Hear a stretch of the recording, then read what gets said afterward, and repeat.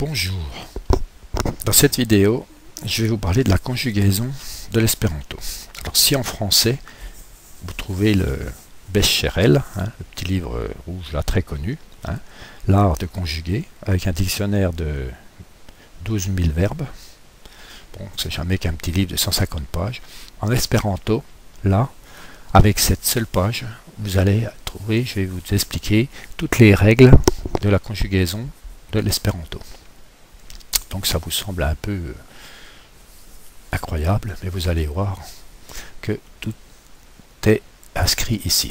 Alors, bon, il faut effectivement en espéranto, comme en français, il faut apprendre ses pronoms. Alors, je, c'est mi, tu, c'est vi. Alors, tu, il y a aussi tsi, mais en espéranto, tout le monde se tutoie, on dit vi tout le temps, comme ça on est tranquille, c'est un peu comme en anglais, donc il n'y a pas de souci, vous dites vi. Si vous pensez que vous tutoyez, ben, c'est vi. Si vous pensez que vous voyez, c'est vi aussi. Donc c'est encore une simplification. Alors, il, c'est li. She, c'est pour elle.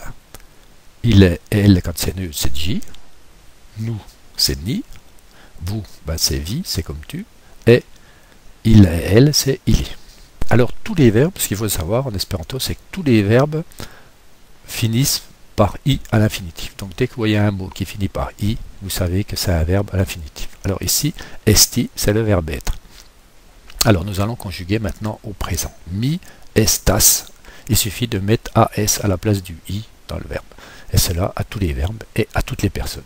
Alors vi estas, li estas, she estas, ji estas, ni estas, vi estas, ili estas. Et là, nous avons conjugué le verbe être au présent.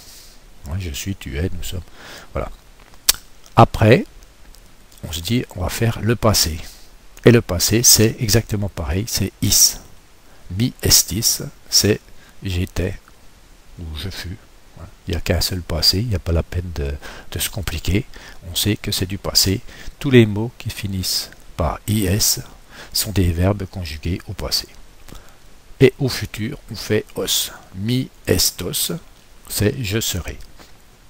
Vi estos, tu seras, etc.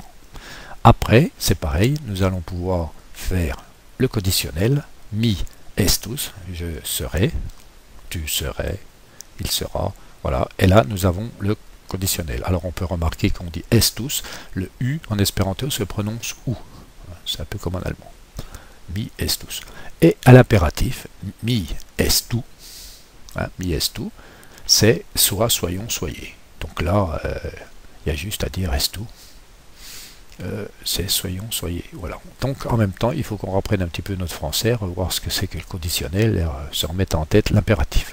Alors là, je vous ai mis une petite liste d'une vingtaine de mots. Par exemple, attendi, attendre, diri, dire, dormi, dormir, esti, le verbe être, ce qu'on a vu tout à l'heure, fari, alors si je veux dire je fais, mi faras. Voilà. Je ferai, ou futur, mi faros. Voilà. Alors, flugi bolé, frappi frapper, fumi fumer, iri aller, canti canti, chanter, il faut bien séparer les lettres. Cri iri, crier. Alors, mi cri as, je crie. Cui ri, cuire. Couri, courir.